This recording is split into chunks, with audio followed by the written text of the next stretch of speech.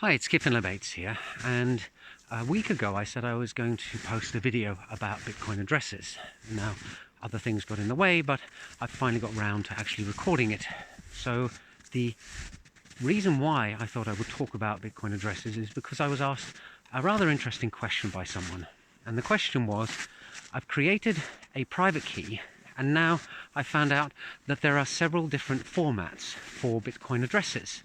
And so I'm wondering, if I credit one of those Bitcoin addresses with Bitcoins and I then go to a blockchain explorer, will I see that Bitcoin balance appearing under the other addresses that I could have derived to? And my immediate answer was no. And then my next answer was, well, maybe, because of course nothing is ever simple in the Bitcoin world. So I think it will help to have some kind of understanding of what is going on with these different Bitcoin address types. And for that, I have to go back to the very root of it all, which is the digital signing algorithm. So the thing that allows you to own Bitcoins is a digital signing algorithm. And the one that Nakamoto selected is the elliptic curve digital signing algorithm. But Nakamoto could have picked any one of a number of different algorithms. They all would have performed the same kind of mechanism. And the idea of a digital signing algorithm is that you have a private key that only you have, and you have a public key that you can make available to the world at large. And when you sign something with the private key, anyone can use the public key to verify that you did actually sign it. And that is what enables the mechanism for owning Bitcoins. Because the ownership of something really boils down to you being the only one who has the right to use it. And if you own something, you can pass it on to somebody else. So in the case of Bitcoins, if you have a Bitcoin balance against your public address, only you with your private key can sign the authorization to transfer them onwards. So it's a bit like having a check with a sum of money written on it, and you're the only one who can sign that check and make it valid, and then hand it to somebody else who can then cash it. So I said that it was the elliptic curve digital signing algorithm, and that takes a 256-bit private key. So you generate a random string of ones and zeros, 256 of them in total. And then you can use the algorithm to derive the public key. And this is what's called a one-way function. You can generate the public key from the private key, but you cannot generate the private key from the public key. In fact, if you look in my book, Move Over Brokers, Here Comes the Blockchain, there's a chapter on hash functions. And when it comes to digital signing algorithms, it's very similar. They are one-way functions. Now, Nakamoto was a bit paranoid and thought, I don't just want people using their ECDSA public key as their Bitcoin address. I'd like to add a bit more anonymity, and I would like to protect the system in case somebody cracks ECDSA. That way there would be time to shift to a different digital signing algorithm because there would be an extra layer of obfuscation. And that is done by taking the public key and using a hash function in order to change it one step further. And the neat thing about that is that you can later reveal what your public key is, and anyone can verify using the hash function that the address was derived from that public key. And the way that hash functions work is it's almost impossible to go the other way. So people can't work out your ECDSA public key from your address. Now, I was talking about the fact that there are these different Bitcoin addresses. In fact, there are three main formats. The first one is the legacy format, also known as the pay to public key hash format. And that one, those addresses start with the number 1, and those are the addresses you find in the first blocks of Bitcoin, and they're still used today. Then a second common format is known as the pay to script hash, and those addresses start with a 3.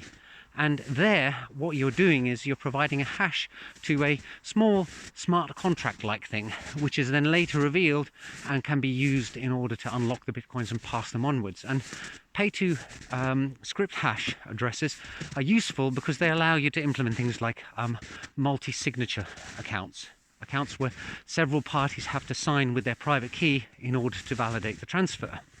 And then the third type is known as Bech 32, and those addresses start with the letters BC and then the number 1, and those are used for something called segregated witness. And I've done a video on that earlier, so you can look that up on my YouTube channel if you're interested exactly what that's all about.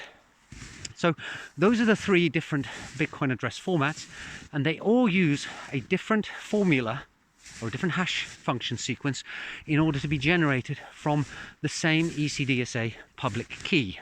So you've got your private key, you've used it to generate your public ECDSA key or your public ECDSA address, and then you've obfuscated your public key by one of these 3 different hash function schemes to create one of these 3 different types of addresses.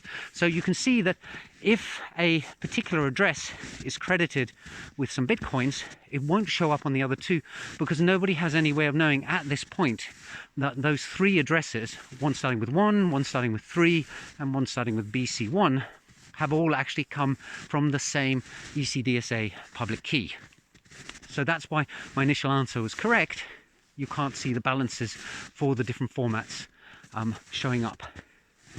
However, if you later want to redeem your Bitcoin and pass them onwards, you need to show that you have the private key corresponding to the public key that hashes to the address. So you have to reveal that ECDSA public key.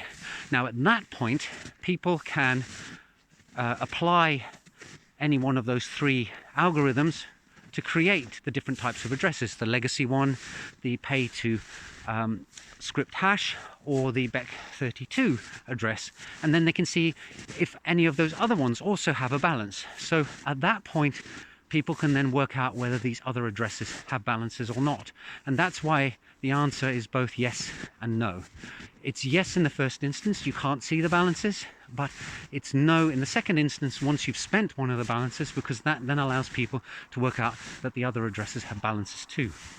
So I've tried to cover a lot of stuff very, very quickly. I hope most of that is clear. If it's not, do have a second listen, because I think, you know, there's a lot to take in here. And of course, you can go and search the internet. There are plenty of articles. I'll see if I can put some links below to point you to further resources. Oh, and there is one final amusing thing, which is I talked about your private ECDSA key that is used to derive your public ECDSA key, but there are actually 2 formats for public ECDSA keys. There's what's called the uncompressed format and the compressed format.